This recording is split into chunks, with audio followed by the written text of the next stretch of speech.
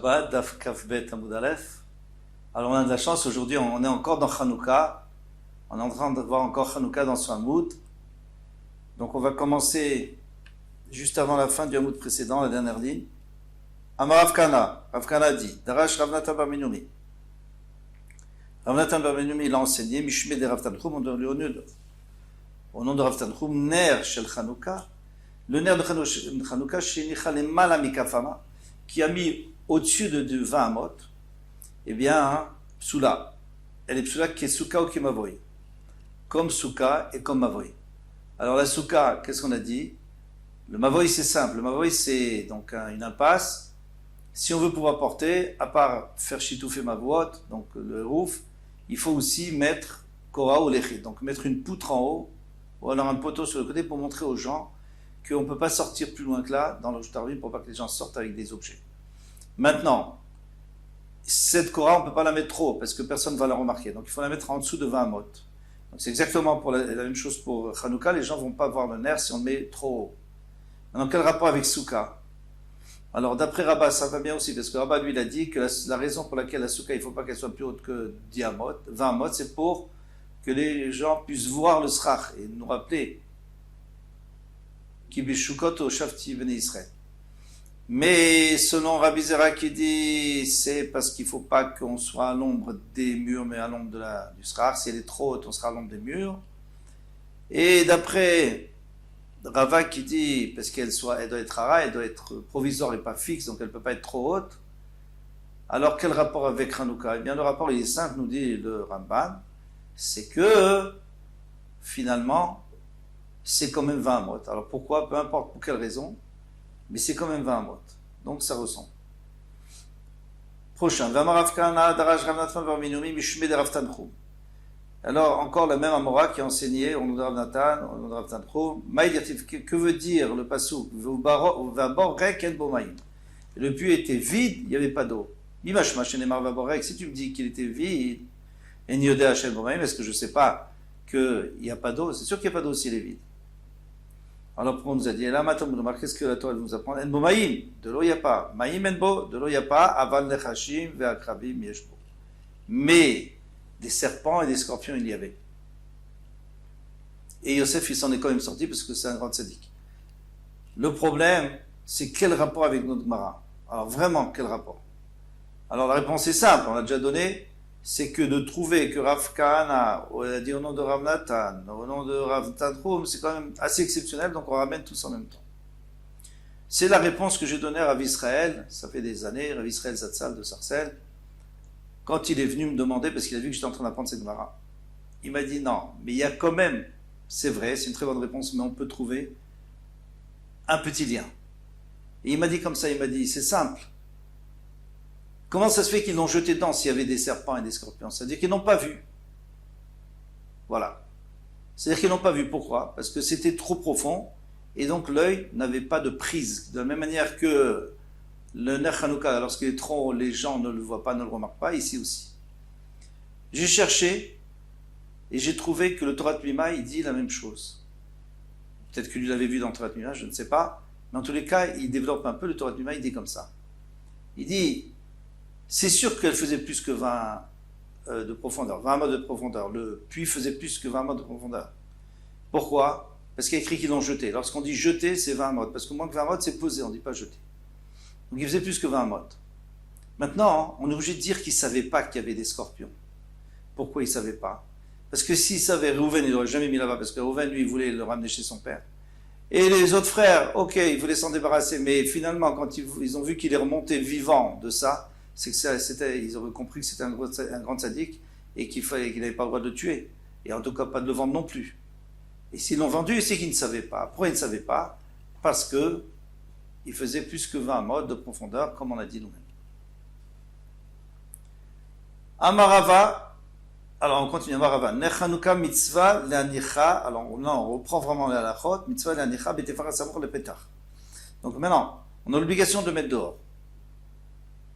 De le mettre sur le Shtarabim, celui qui a la possibilité, qui a une porte qui donne sur le Shtarabim, et qui n'a pas de danger, il doit le mettre sur la porte. Mais alors où il la met pas trop loin, à un téphare de la porte, pour que les gens sachent que c'est lui qui l'a mis, et c'est pas quelque chose qui vient éclairer la rue. Un lampadaire, par exemple.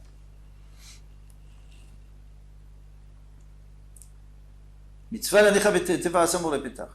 Mais si c'est à l'intérieur de la maison, pourquoi? Parce qu'il habite, par exemple, à l'étage ou au moment où il y a un danger.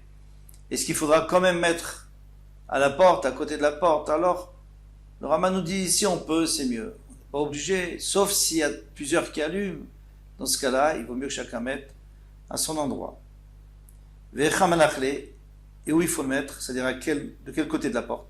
Ravacha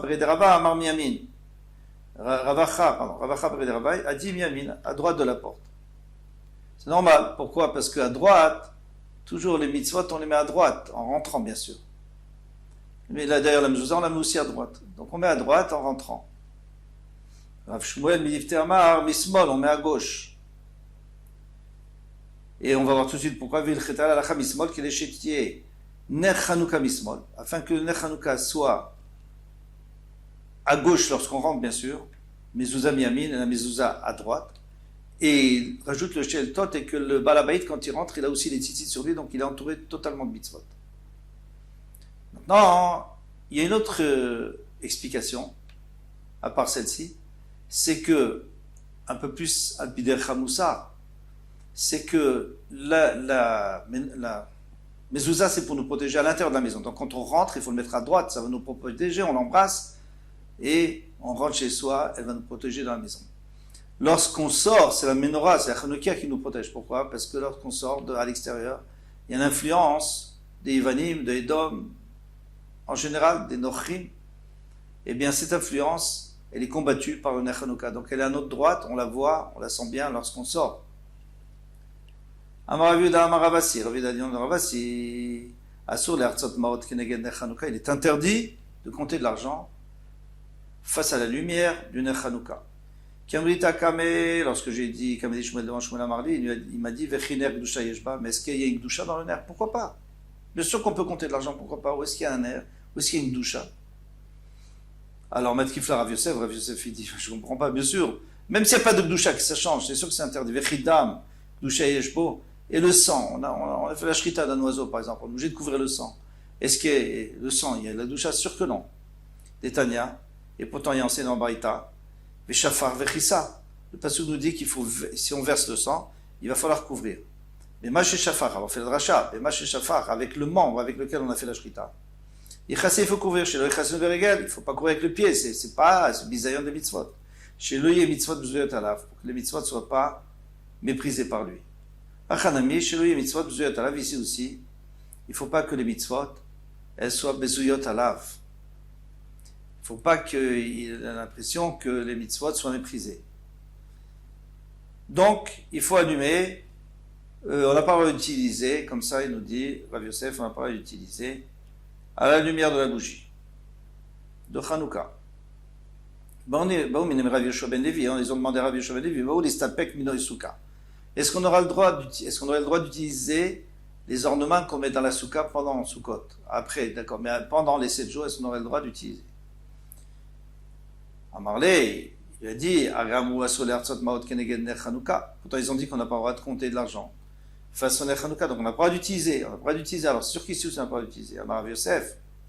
Rav Yosef il dit, Maré d'Avraham, maître de Avraham Avinu, c'est-à-dire Ribono Sholem, ce qu'on dit aujourd'hui. Tane Tanya Bedelo Tanya. Moi je te pose une question sur la souka. Une braïta qui dit, si on a le droit ou on n'a pas le droit. Alors va voir dans la braïta. Qu'est-ce que tu me dis? Non, Ner Chanouka c'est pas Tanya. C'est pas une braïta, c'est les Amoraïm. Souka Tanya, Chanouka Lotania. Souka, ça a été enseigné dans une braïta. Chanouka Lotania, des Tanya, parce qu'on a enseigné Sikika Kelcheta. Il a fait le srar comme il faut. Parce que s'il ne fait pas comme il faut, donc tout ce qu'on met dedans, ça ne prend pas la gdusha. Mais si, ça ne s'appelle pas une souka. Mais s'il l'a fait comme il faut, Veitra, et après, il a embelli, des kramim. Alors, kramim, c'est des tentures tissées. Besadinim, c'est des draps blancs en lin avec des brodés. Ametsuyarim, qui sont brodés. Betalaba Gozim, il a accroché aussi des noix. Afarsekim, des pêches. Shkedim, des amandes, rimonim. voilà, parchilé anavim, des grappes de raisin, des jolies branches de raisin. Tarot shibolim, ou alors même des couronnes qu'on fait avec les épis. Yenot, du bouteilles de vin, shmanim, des bouteilles d'huile, slatot, des bouteilles de farine. On n'a pas à les utiliser jusqu'au dernier jour de Chag, c'est-à-dire même pas à Sukkot, c'est déjà Shmini Atzeret. Il faut attendre le lendemain après Shmini Atzeret. Alors, qu'est-ce qu'on voulait nous apprendre ici? Qu'il y a une braïta, une fourchette qu'on n'a pas utilisée. Alors, tu aurais pu apprendre de cette braïta.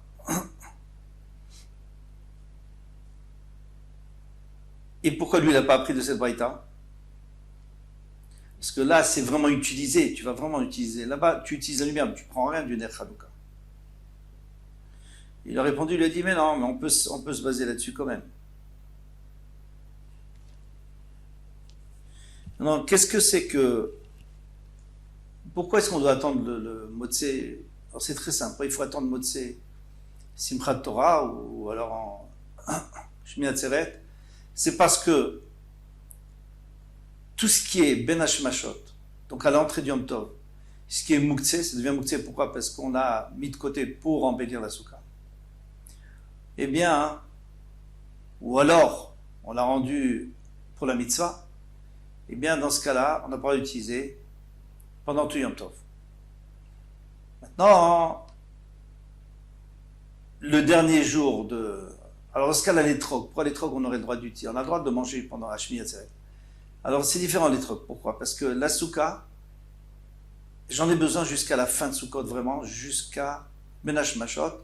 Parce que quelqu'un qui voudrait manger Ben Hashmashot entre le 8e jour de Sukkot, donc le dernier jour de Sukkot, pardon, le 7e jour, Hoshana Rabbah et Shmini Atzeret, il devrait aller dans la souka parce que c'est safek. Donc c'est-à-dire que la souka, elle est encore valable. Alors puisqu'elle est valable Ben Hashmashot, donc c'est Mouktsé tout Yom Tov. Par contre, si le étrog, on ne peut pas l'utiliser, on ne peut pas faire la bracha Ben Hashmashot, c'est fini. On n'a pas fait. Donc puisqu'on ne peut pas le faire, à ce moment-là, il n'est pas Mouktsé Ben Hashmashot, donc on peut l'utiliser le lendemain, on peut le manger. Donc, on a fini, s'il a fait un tnaï, il a fait une condition, avant l'entrée de Sukkot, avant le premier jour de Sukkot, il a fait une condition que pendant tout Ben Hashmashot, je me réserve le droit d'utiliser ces fruits et ce qu'il y a là-bas. Alors tout va d'après son tnaï, alors tout Sukkot, il pourra l'utiliser.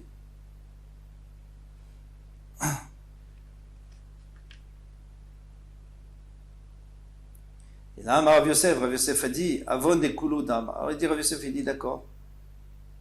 Finalement, lui dit qu'en vérité, le père de tout, c'est-à-dire ce qui nous enseigne, d'où on a appris, soit Souka, soit Chanoukia, tout ça, on a appris du Pasouk de Dam.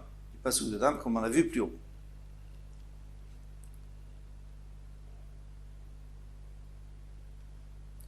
Demande de Tosfot, est-ce que c'est à cause de Bisouy Mitzvah qu'on n'a pas le droit d'utiliser, ou alors c'est à cause de Mouktsé? Il dit les deux. Il y a un bisayon de la mitzvah pendant la fête de prendre, mais même si c'est tombé, il n'y a plus de bisayon, puisque c'est tombé, ça ne sert plus à la mitzvah. Donc là, il reste que le problème de Mouktsé. Mouktsé de mitzvato, c'est-à-dire ça a été réservé pour sa mitzvah. Itma. Il a été dit au Beth Midrash, Rav Amar, Rav Adi, Madikim ner. Le ner, on n'a pas le droit d'allumer d'un ner à un deuxième ner. Shmuel Amar, Madikim. Et Shmuel dit qu'on a le droit d'allumer d'un ner à un autre ner. Alors attention, on parle d'un ner de mitzvah. On d'allumer d'un ner de mitzvah à un autre ner de mitzvah de Chanukah. Pourquoi est-ce qu'on n'a pas le droit? Parce que Rav lui pense que c'est... On va voir plus loin. Rav Amar el Matirin Tzitzit. Rav dit qu'on ne peut pas enlever des tzitzit mi béguet, des béguettes, pour enlever d'un talit katan ou d'un talit gadol à un autre talit. Alors ici on parle que les deux bégadim sont en bon état, et on enlève d'un pour mettre à l'autre, c'est un bisayon pour le premier. Et aussi les tzitzit sont en bon état. Si elles ne sont pas en bon état, tu peux les enlever et pour les jeter. Mais Shmuel Amar, Shmuel dit qu'on peut du Beged le Beged. Rav Amar, En halacha ki Rabbi Shimon begrira. L'halacha n'est pas comme Rabbi Shimon à propos de traîner un banc, par exemple, ou un lit, et ça risque de faire un sillon. Shmuel Amar halacha ki Rabbi Shimon, halacha ki Rabbi Shimon, qu'on a le droit, begrira. Rabbi Yehuda dit qu'on n'a pas le droit. Amar Abaye, tout ça on va expliquer. Amar Abaye, Kol mine démarre, tout ce que mon maître, donc c'est Rava, Avid, Rabba, pardon, Avid Kema Kerav, il faisait comme Rav. Les bars, à part ces trois choses-là, d'habitude il faisait comme Rav, la Khumra, hein, bien sûr. La Khumra, il faisait comme Rav, il n'allait pas faire la Kula quand même. Pourquoi? Parce que Chutz met un état, sauf ces trois choses, David et Shmuel qui faisait comme Shmuel. M'a dit qu'il minère, on peut lui minère à un autre. Alors attention, seulement si c'est d'une mitzvah à une autre mitzvah, mais pas pour un air de chol. Matémi beged le beged, ça on a expliqué. Valachak Rabbi Shimon, begrira. Qu'on peut faire comme Rabbi Shimon, begrira, on a le droit de traîner.